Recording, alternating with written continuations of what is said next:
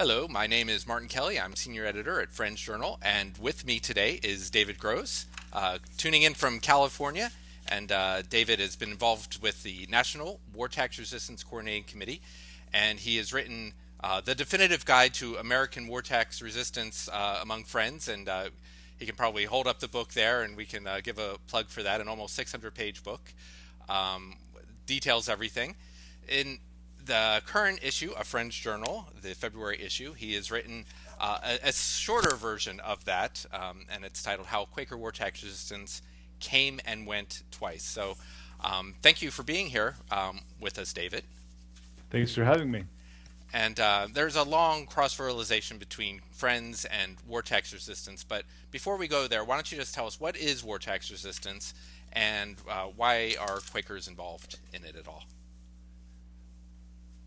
War tax resistance simply is the refusal to pay taxes or a certain amount of taxes or certain sorts of taxes because those taxes are used to support war and militarism and the military.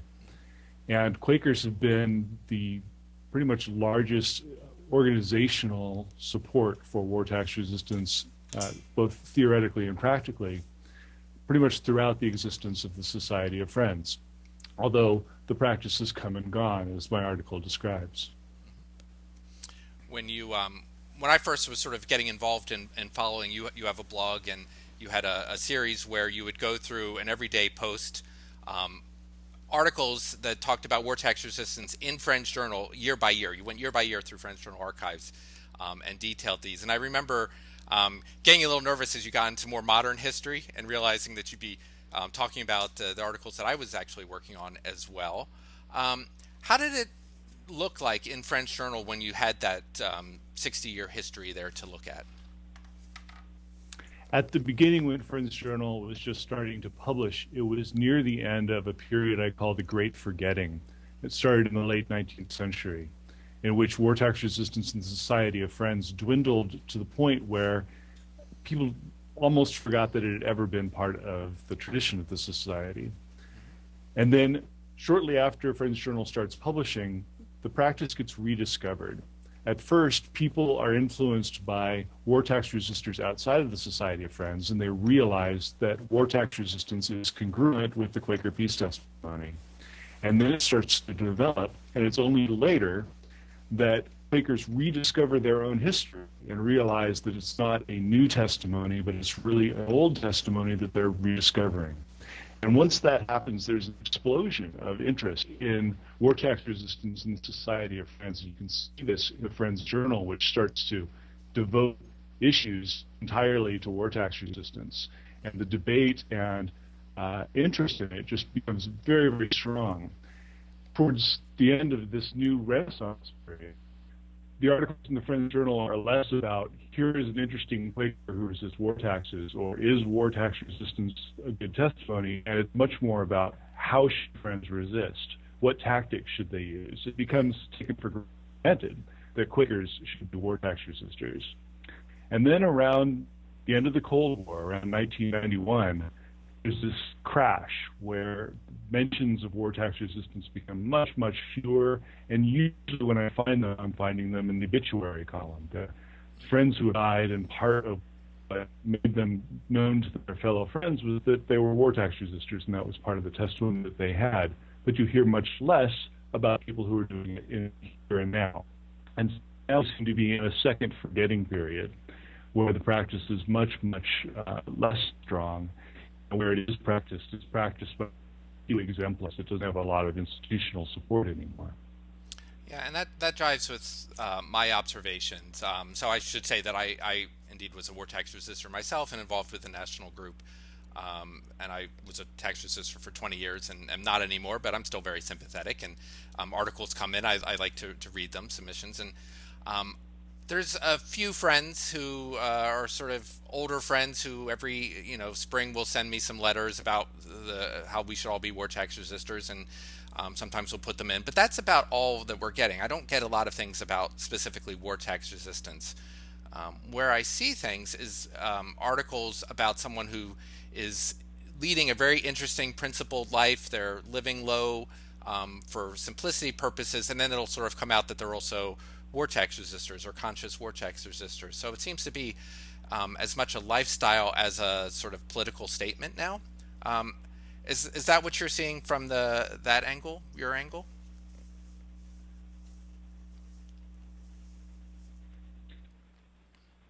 It seems to me that there's a great deal of variety, that there are people who resistance the reason why that will make sense to them. There are other people who are resisting war tax resistance more, or resisting war taxes more as a protest. They think that by taking a stand of civil disobedience, it makes their protest louder, more emphatic. It says that not only do I believe this, but I'm willing to take a stand and do something that's against the law. Takes risks for belief. There are other people still who want to resist war taxes because they hope that that will influence the government to create some sort of conscientious objector status for taxpayers. So, for instance, there's a group in the New York yearly meeting that is really focused on trying to get conscientious objection to military taxation legalized. So they resist taxes as a way of telling legislatures, look, we feel really strongly about this. We're your constituents. Would you please, help us out, change the law to help us out?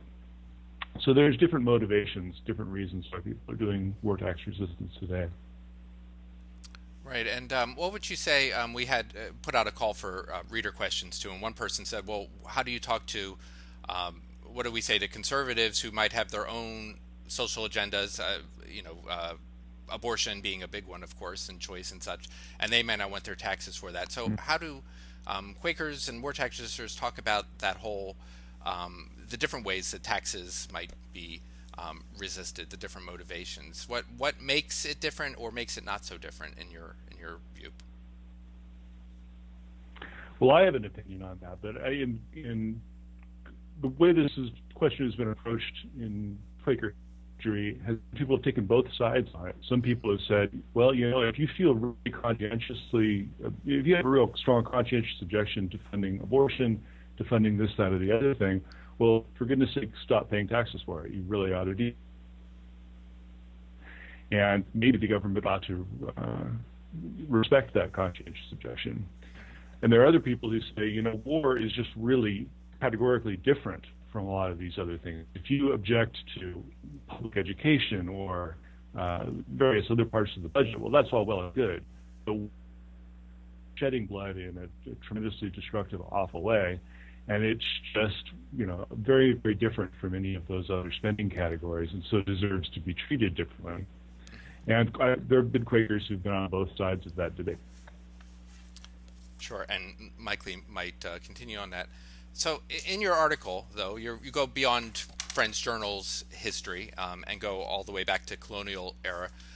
How do you see, and you talk about how it's shifted and gone back and forth, how do you see a future shift? How would war tax resistance among Friends have a third flowering? What would that look like, and can you give us a prediction when that will happen and how that will happen? I can't. The future is very much unknowable. I can have various hopes or dreams of how it might erupt again, but I find current Quaker practices a little bit strange and baffling as somebody who is from outside of the society. Mm-hmm. When I read old texts of how Quakers operated and things they found important, and compare that to what happens when I go to a Quaker meeting today, it feels very unfamiliar. For instance, I was invited to attend a Quaker meeting in Northern California and was asked whether I wanted to be part of the meeting, and said, well, I'm not really a Christian. I'm not a believer. I don't think I would fit in here. And was told, well, a lot of us aren't either. that wasn't really considered a requirement. And that seemed very foreign to me as somebody who had just spent a lot of time studying 19th century Quakers and 18th century Quakers for whom biblical justifications and justifications based on direct communication with God on their part were the core of their faith. And something without that seems a little bit strange to me. Right. I'm not exactly sure where I would going with this answer. Well, no, but that is interesting to see someone who has actually gotten very steeped in this particular part of Quaker history and kind of a history of a culture, sees that sort of current sort of questioning about where our faith is and who our identity is. Issues of membership and identity are sort of a constant undertone in sort of Quakers talking all the time and writing in Friends Journal. And we have special issues every year, really, that sort of focus on that. So that's a piece of it, certainly. So we're probably about at our time here, but I'd like to thank you for coming here. And again, the current issue, February, and the article is How Quaker War Tax Resistance Came and Went Twice, and there it is. And you also have the book there, so if folks want to get ever deeper into it. So thank you very much, David, for being on the line here with us. Thanks for having me on. Okay, bye-bye.